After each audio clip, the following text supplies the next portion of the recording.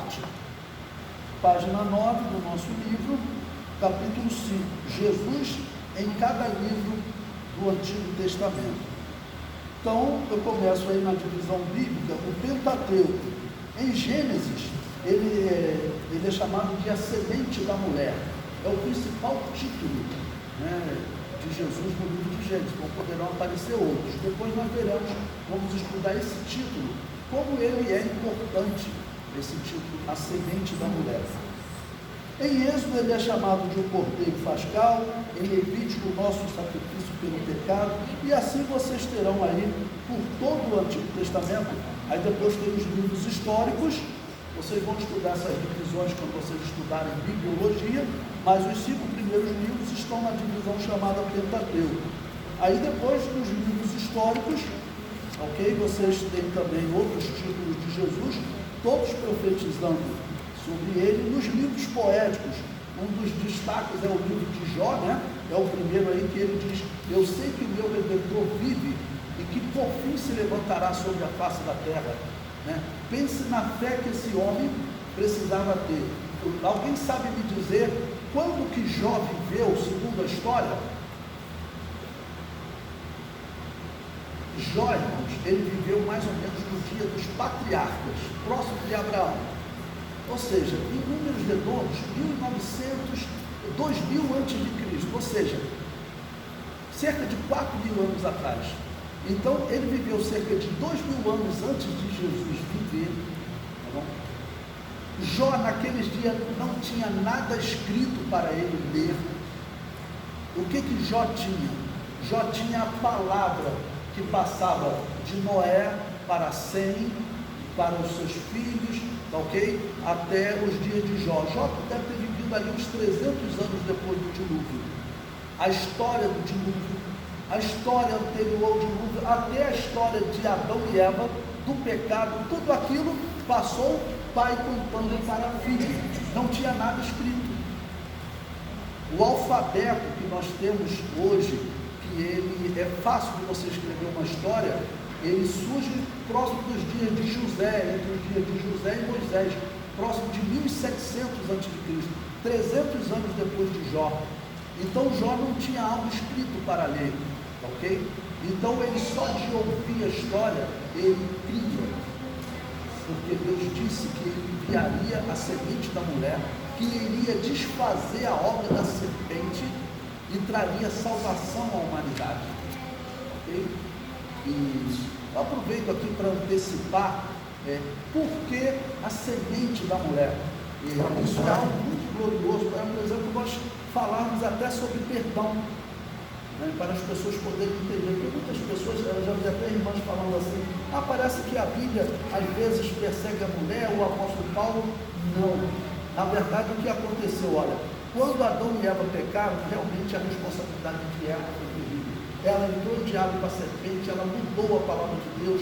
Deus havia dito que não podia comer da árvore da ciência do bem e do mal. Se você ler a resposta de Eva, ela perverteu tudo. Ela falou que não podia tocar, e ela não falou, se dirigiu à árvore da ciência do bem e do mal. Você pode ver, abra em Gênesis capítulo 3, ela diz que ela não podia comer nem tocar da árvore que estava no meio do jardim. Em Gênesis capítulo 3,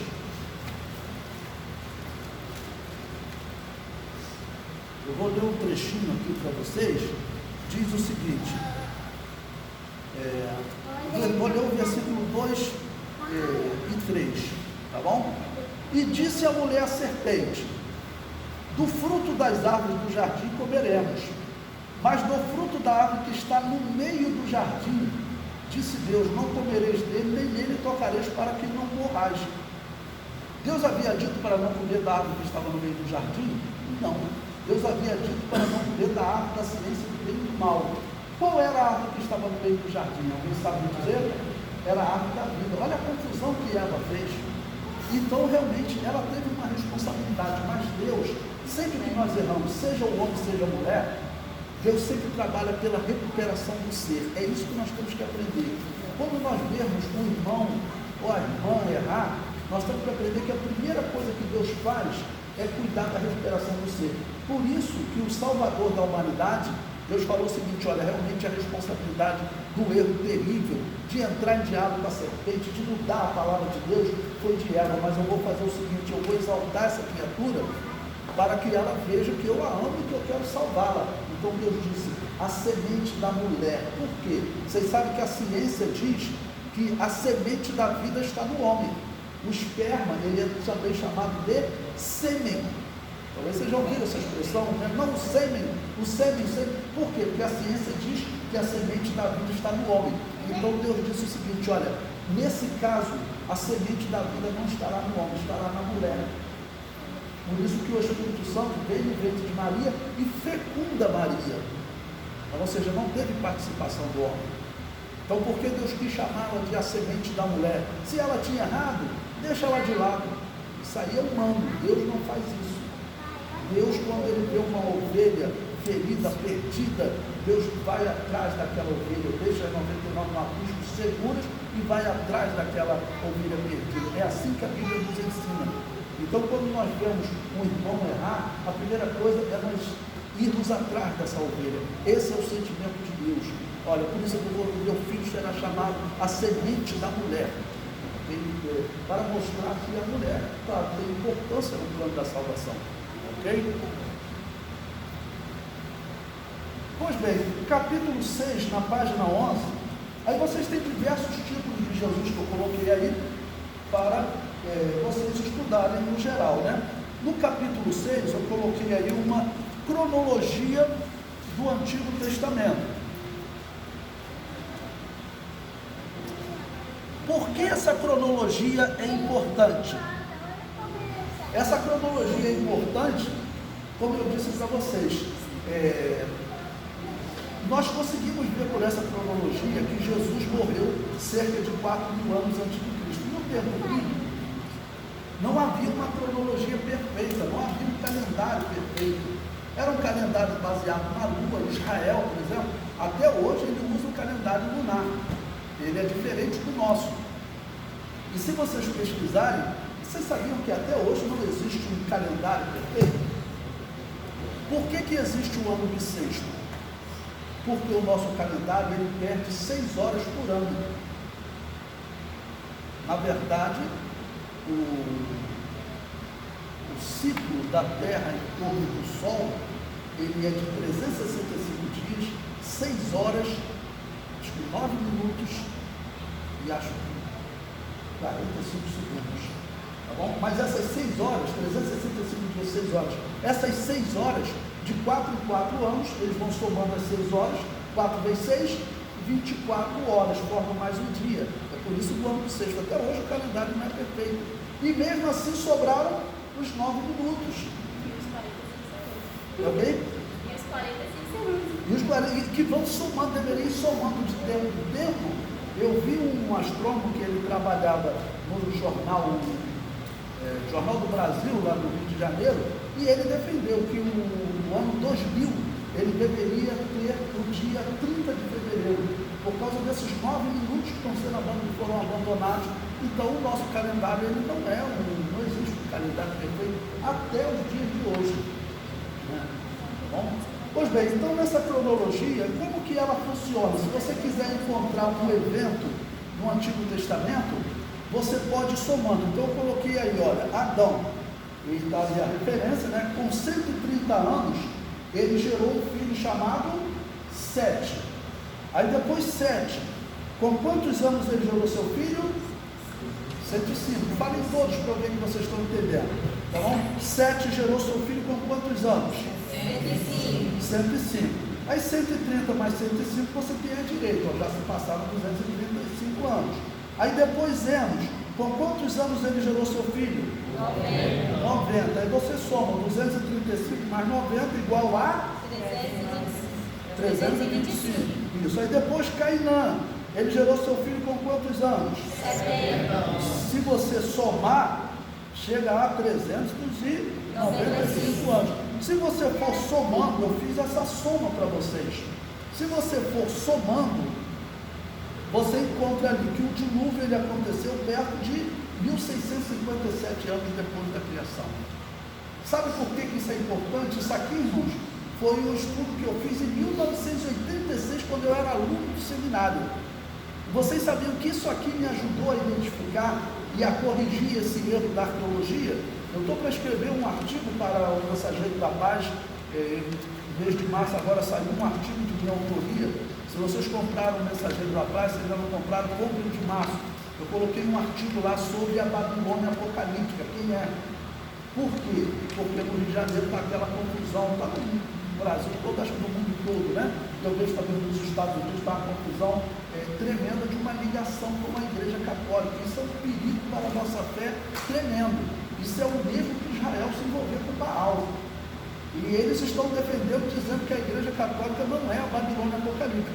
Então eu peguei os principais argumentos que você citava nos livros, você encontra aí no YouTube, peguei, contrapus eles e coloquei lá no Mensageiro da Paz, saiu no mês de março. Então eu também expliquei essa questão do dilúvio, das civilizações, que eles encontram a civilização de 3.300 a.C., ou seja, uma civilização anterior ao dilúvio. Aí eles falam assim, que a Bíblia diz que a civilização começa depois do dilúvio. A Bíblia não diz isso. A Bíblia diz que a civilização começou com Caim. E se você continuar lendo Gênesis capítulo 4, você vai encontrar que os descendentes de Caim faziam até o uso de metais, desenvolviam instrumentos musicais. Tá bom? E nesse período, então, se desenvolveram essas duas civilizações, descendentes de Caim e descendentes de Sete. Então aí tem uma cronologia que vai pela página 12, tá bom?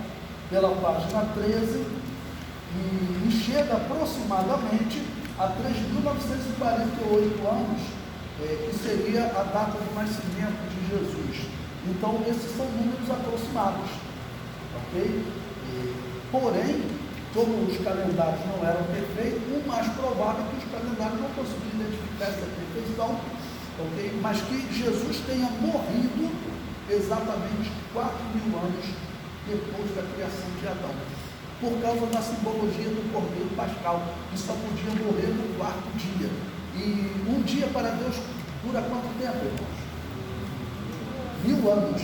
Então, se são 4 dias, são 4.000 anos, ok? Então essa é uma cronologia aproximada. Cronologia dos livros do Antigo Testamento, claro, também aproximado. Cerca de 1446 a.C. teria começado a ser escrito o Antigo Testamento. Por quê? Nessa época ocorreu o Êxodo, tá bom? E Moisés foi o primeiro a escrever o Antigo Testamento. Nesse período já havia um alfabeto. O alfabeto é essa escrita simples que nós temos hoje, porque antes do alfabeto era uma escrita complicada. Imagina um alfabeto com 1.500 letras. Coitado dos alunos, né? Mas era assim antes. Era chamada uma escrita cuneiforme, tá bom? Havia uma escrita cuneiforme entre os sumérios e uma escrita entre os chamados egípcios antigos, que seriam os descendentes de Caim. Eles chamavam a escrita deles de hieróglifos, escritos sagrados, né? Então havia esses dois tipos de escrita que eram centenas de códigos. Pouquíssimas pessoas sabiam ler e escrever. Algumas pessoas aprendiam aquilo para escrever para os reis, mas o cidadão comum, normalmente ele não sabia ler e escrever. Então por isso que era difícil escrever a história. Nos dias de Moisés já tinha um alfabeto parecido com o nosso, desenvolvido por um grupo chamado fenícios, tá bom? Que teria começado a escrita. Então você tem aí a cronologia dos livros do Antigo Testamento. O último livro a ser escrito foi o livro de Malaquias, próximo de 432 a.C. Ok? Na página 14, eu coloquei aí para vocês também, assim, citações do Antigo Testamento, do Novo Testamento, que não estão no Antigo Testamento. Por exemplo, eu cito aí, né? Atos capítulo 7, versículo 2, que Deus falou com Abraão antes de habitar em Harã. No Antigo Testamento, nós encontramos Abraão saindo de Ur dos Caldeus, ele vem habitar em Harã, e quando ele está em Harã, Deus fala com ele para ele sair de lá e ir para Canaã. Mas Estevão, no seu discurso, ele diz que Deus falou com Abraão, eles estão ainda em Ur dos Caldeus. Um outro exemplo, Atos 7,16, que os filhos de Jacó enterrados, irmãos de José, foram enterrados em Siquém. A Bíblia não fala isso em nenhum momento, só os ossos de José, que a Bíblia é bem clara. José falou: quando vocês saírem dessa terra maldita de escravidão, levem os meus ossos com vocês. E a Bíblia diz que Moisés tomou os ossos de José e levou, mas não diz que os outros patriarcas foram levados, tá bom? Mas certamente não foi incluído no plano sagrado, mas tinha outros livros de história que contavam, e mesmo não estão no plano sagrado. O livro às vezes não é inspirado por Deus, mas ele conta uma história verdadeira, ok? Aí tem diversos textos aí, por exemplo, que Moisés foi instruído em toda a ciência egípcia, que Moisés, ao completar 40 anos, foi visitar os filhos de Israel. Isso não está no Antigo Testamento, só diz que ele foi visitar, mas não diz que ele tinha 40 anos. E o último dessa lista, eu quero comentar com vocês, que o arcanjo Miguel contendeu com Satanás a respeito do corpo de Moisés. Isso também não está no Antigo Testamento, ok? Então, o que é importante nesse ponto? Nós sabemos o seguinte: às vezes um livro não é inspirado por Deus, mas ele conta uma história verdadeira. Tem livros aí de história no Brasil, por exemplo, ele não é inspirado por Deus, ele pode ter até erro, mas ele pode ter alguma parte verdadeira, certamente tem muita parte verdadeira, ok? Então, apesar do Antigo Testamento não falar dessa luta entre o arcanjo Miguel e Satanás, ok? O Antigo Testamento não falou, mas tem outros livros que contam. Existe um livro chamado Assunção de Moisés. Essa história estava entre os israelitas. Essa história é verdadeira, porque Deus inspirou Judas para ele citar essa história. Então, se Deus inspirou, é porque a história é verdadeira, ok? Bom, nesse ponto aqui foi interessante, como as irmãs falaram, já pensou os professores, se vocês são professores, dar aula para as crianças, ensinar seus filhos a escrever com um alfabeto de 1.500 caracteres? Não ia dar, né? Mas esse filho vai passar, tem filho hoje, que ele passa 2, 3 anos na escola, não consegue estudar. Lá no Rio de Janeiro aconteceu isso, né? A pessoa ia passar 15 anos. Não vamos quer perguntar? Tirando a inspiração que o Espírito Santo inspirou as pessoas do Novo Testamento, a Bíblia que eles tinham era, no caso, o Antigo Testamento. Sim. Toda a citação que eles dizem. Então, onde eles afirmam que diz a Escritura, estão tirando todo o Antigo Testamento. Todo o Antigo Testamento. O nosso Antigo Testamento, ele é exatamente o Antigo Testamento que, por exemplo, nos dias de Jesus, eles estudavam. Eles estudavam o Antigo Testamento, eles chamavam o Antigo Testamento de Tanakh. Esse era o nome que os judeus davam ao Antigo Testamento deles. Exatamente igual ao nosso, ok? E eles tinham também outros livros de história, assim como nós hoje temos livros que estudam a história da igreja, principalmente, por exemplo, vocês vão estudar depois a história da igreja. Uma das coisas bonitas são os livros que contam, por exemplo, os cristãos que eram mortos pelo Evangelho. É algo que você lê, assim que você ouve, você glorifica a Deus. Por exemplo, teve a história de um jovem, cerca de 500 anos atrás.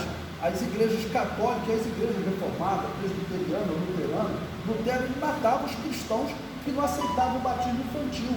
E teve a história de um jovem que foi capturado, foi levado para julgamento, e a mãe dele foi assistir o julgamento, e a mãe dele relata o julgamento, e diz que a igreja reformada decretou que ele deveria morrer afogado. Na hora que saiu a lei, a mãe dele relata: o meu filho começou a cantar o Salmo 33 a plenos pulmões, ou seja, cantar com vontade mesmo, gritando, porque o Salmo 133 é um salmo exatamente que fala de encontrar-se com o Senhor. Então você ouve essas histórias, tem a história de, foram 19 cristãos, eu não me lembro o nome do pastor agora, mas isso aconteceu ainda na época do Império Romano. E aí, quando prenderam eles, né, levaram eles diante da lei do Império Romano, eles falaram, não, nós não negamos Jesus, ninguém negou Jesus, tá ali, e aí saiu a lei, então vocês vão morrer pela espada. E aí disse que o pastor falou, e nós glorificamos a Deus. Então, quando eu leio essa história, é algo, né, que mexe conosco, mas isso é história, não está na Bíblia Sagrada, entendeu? Então os judeus também tinham histórias assim, alguns com umas histórias muito estranhas. Eu contei uma para vocês aqui ontem, vou repetir, tinham pessoas que não estavam aqui. Uma das mais estranhas, eu tive que estudar aqueles livros que são umas coisas estranhas, porque tem que dar aula, tem que estudar, né? Aí tem um livro lá chamado Livro de Tobias. O livro é o seguinte, foi um homem, né, que ele sentou debaixo de uma árvore, um passarinho fez cocô no olho dele, o gato acertar, ele ficou cego. Aí ele falou, aí o filho, aí apareceu um homem para falar, não, eu vou ajudar, como curar vocês, mas na verdade era um anjo. O anjo até mente, porque eles falam, mas você é de que local? Ele se apresenta como sendo de uma família conhecida, as pessoas, então nós conhecemos essa família, mas na verdade o anjo mentiu. Aí o anjo começa a ensinar um monte de coisa estranha a ele. Aí o filho tem que buscar a cura para o pai.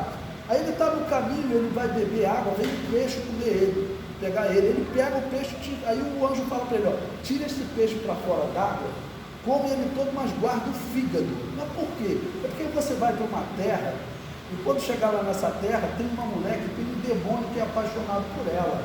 E sempre que essa mulher se casa, na noite de núpcias, o demônio vai lá e mata o noivo. E ela nunca consegue se casar. Você vai se casar com essa mulher. Mas como é que eu vou fazer com o demônio? Você vai levar esse fígado, você casa com ela, quando você for para a noite de núpcia, você queima esse fígado, deixa a fumaça encher a casa, e quando o demônio vier, essa fumaça vai prender o demônio. Isso é escritura cristã? Mas a igreja católica, né, como ela estava se paganizando, ela pegou esse livro, entendeu? Então, esse é um dos livros que faz a igreja católica utiliza, que os judeus até liam também. Por quê? Porque tinha livro, ele tinha essas histórias estranhas, mas ele tinha alguma história verdadeira. Tem um livro que é a história dos Macabeus, que ele também tem coisas estranhas. Eu já falo, o livro ele termina, vê se isso é a autoridade do Espírito Santo. O livro termina dizendo assim, olha, essa foi a história que eu escrevi. Se ela não está muito boa, se ela não está o que você esperava, vocês me perdoem. Né? Isso é livro que você tem inspiração do Espírito Santo. Mas, por outro lado, o livro, ele tem uma história verdadeira, porque os gregos, todo o povo que eles dominavam, você já deve ter ouvido falar do Império Grego, Alexandre Magno, eles dominaram Israel também. E onde eles dominavam, eles levavam a religião deles, que era a religião de Zeus, ok? De Poseidon, uma religião pagã. E eles tentaram impor a religião deles em Israel. E os Macabeus foram uma família de sacerdotes que eles não aceitaram aquela imposição. A história diz que teve sacerdotes que eles falaram, tá bom, eu sacrifico um porco aqui, mesmo a lei dizendo que não deve sacrificar, ele aceitou. Já a família dos Macabeus falou, não, nós não vamos aceitar. Nós não vamos aceitar, e naquela época era uma nação, não é como a igreja, né? A igreja não usa espada. A história diz, os cristãos eram mortos, eles iam para o lugar de morte, como a igreja reformada, junto com esse moço, matou muitos cristãos. Eles iam sendo preparados, amarrados para ser afogados no rio, eles iam pregando, é assim que a igreja faz. Mas a nação era diferente. E diz a história que o Macabeu, o que ele fez? Ele passou a espada no representante do rei grego. Né? E veio outros passaram a espada também. Aí veio o exército grego, aí formou-se uma guerra, eles conseguiram livrar Israel do domínio. Os gregos desistiram de uma religião. Então foi até uma história importante, ok? Mas o livro não é inspirado por Deus, é uma história que é comprovada, ok? Mas o livro não é inspirado por Deus, então ele pode ter erros, ok? Respondido?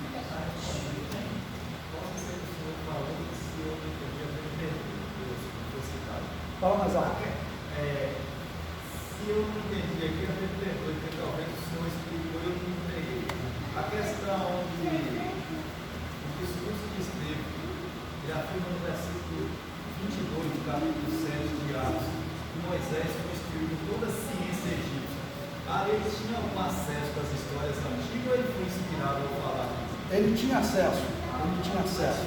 Isso é. Havia muitos livros que não faziam parte do cânon sagrado, mas havia muitos livros de história, ok? Para você ter ideia, nesses dias, também um israelita chamado Flávio Joséfo, ele escreveu até para o Império Romano. O Império Romano, ele era um império pagão, mas ele tinha algumas coisas de bom, é claro.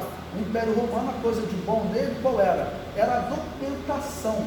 A história para os romanos, tudo tinha que ser documentado. Para vocês terem ideia, cada cristão morto daquele, eles tinham que fazer uma ata, né? O cristão tal, foi morto à espada no dia tal. Eles tinham que fazer documentos.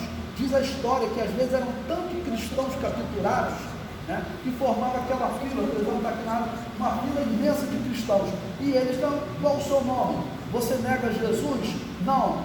Então, espada, é matada, é registrada. Né? O cristão tal foi morto à espada no dia tal. Aí o segundo da fila, ia outro, 10º, 20º, tal. Aí acabava, ficava escuro, né? Quando terminava o dia, não tem mais como nós julgarmos. Quantos cristãos ainda faltam? Ainda faltam os 400. Então solta eles outros dias, a gente prende eles. Né? Então os romanos, eles documentavam isso, eles eram muito rígidos nisso. Então o que ocorre? Teve um judeu que o imperador romano pediu, olha, descreve a história de vocês. E ele, Flávio Joséfo, ele cita, até historiadores romanos, por exemplo, é Flávio Joséfo que conta detalhes da Torre de Babel, ele dizendo, olha, os homens que escaparam dessa torre, os sacerdotes e hereges que escaparam dessa torre, eles levaram a estátua de Júpiter, que hoje é o deus dos romanos. Ele falou isso para o imperador romano, citando documentos. Então, por isso nós sabemos que a religião dos romanos, ela nasceu aonde? Lá na Torre de Babel. E a religião dos romanos é que foi colocada na Igreja Católica. A Igreja Católica, de onde que veio o dia 25 de dezembro? A Igreja de Jesus, sempre que ocorre uma festa, que eu tenho oportunidade de falar, irmãos, nós não sabemos o dia que Jesus nasceu. Essa é uma cultura popular, mas nós não estamos aqui celebrando o nascimento de Jesus. Estamos fazendo, eu sempre falo, nós usamos como um culto de evangelização, porque as pessoas vêm para a igreja, ver as peças, tudo bem, mas o dia 25 de dezembro, essa história comprova. A Igreja Católica, ela tirou de uma festa pagã, que ocorria no dia 25 de dezembro. E você já deve ter ouvido falar isso, né? Por que é importante vocês saberem isso? Porque os hereges, eles vão dizer que você copiou, que o cristianismo copiou. Você quer dizer, o cristianismo não, o catolicismo. O dia 25 de dezembro para nós não é o dia do nascimento de Jesus. Nós não sabemos o dia do nascimento de Jesus. Ok? Esse aí é um exemplo pequeno que a Igreja Católica copiou. Ela copiou também, por exemplo, as coisas graves, a purificação das almas após a morte, que eles chamam de purgatório. Né? Então copiou coisas graves. E a religião romana nasceu, segundo essa história, onde? Na Torre de Babel. Então, a história muitas vezes ela nos ajuda a entender, ok? Mais detalhes, ok? Paulo fala muito da instituição da lei e dos profetas. É o que eles tinham acesso ao estudo nos tempos de Jesus, nos tempos da forma. Eles tinham acesso à lei e aos profetas, é o que a gente tem hoje. Pode ser, mas o escrito dos profetas não estaria citando os livros extras, né?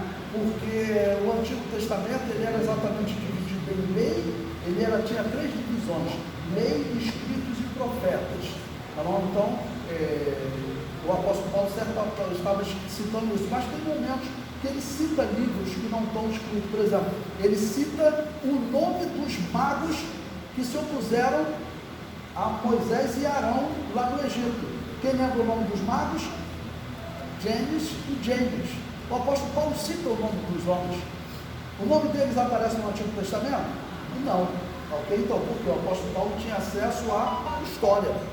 E aí, ele, além do texto inspirado, Deus inspirou a ele para citar, então, o nome daqueles homens eram realmente esses. Isso é importante porque existem seitas que pregam o seguinte: a Bíblia não é a palavra de Deus, ela tem partes da palavra de Deus. E o argumento que ele cita é uma armadilha maligna. Eles falam o seguinte para você, olha, eles falam, por exemplo, As palavras de Satanás para Jesus. Jesus, né, foi levado ao deserto e Satanás, por exemplo, começou a tentar Jesus em 3 situações. Teve uma situação, por exemplo, que ele falou, levou Jesus ao pináculo do templo e falou: lança-te daqui, porque está escrito que aos seus homens dará ordem para não deixar tropeçar em pedra. Eles falam o seguinte: essa palavra de Satanás não pode ser inspirada por Deus. Está vendo? Tem parte da tua Bíblia que não é inspirada por Deus.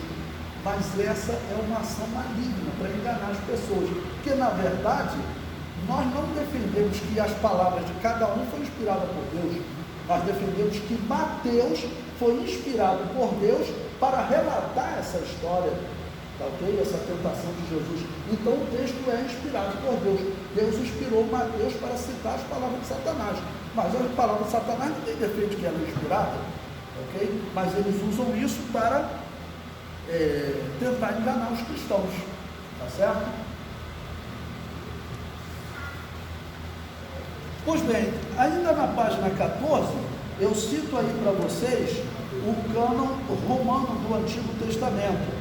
O cânon católico, ele acrescentou alguns livros, tá ali os livros, 7 livros, os livros de Tobias, Judite, Sabedoria de Salomão, Eclesiástico, Baruco, 1 Macabeus e 2 Macabeus, e acrescentaram algumas porções. Esther, a oração de Azarias, seria um dos homens que foi colocado na fornalha. Ele teria feito uma oração junto com um cântico. Os 3 jovens depois comporam um cântico, a história de Susana e a história de Bel e o dragão, capítulo 13 e 14 de Daniel, normalmente histórias pagãs, ok? Então esses textos não fazem parte da Bíblia Sagrada. A nossa Bíblia, ela é do Antigo Testamento, né, 100% igual à Bíblia judaica. A Bíblia que havia nos dias de Jesus, que eles chamavam de Tanakh, tá bom? Que era o Antigo Testamento, a nossa Bíblia é 100% igual a ela, ok? Sem tirar nem pôr. Os mesmos versículos que você encontra na Bíblia hebraica, você vai encontrar na nossa Bíblia, considerando o Antigo Testamento. Você só vai encontrar diferença porque às vezes nós temos livro 1 Reis e 2 Reis, e deles é um livro só, Reis, por exemplo, entendeu? Mas o conteúdo é 100% igual, o que já não acontece com os católicos, né? Entre eles está aquele livro de Tobias, né? O primeiro aí, do herege.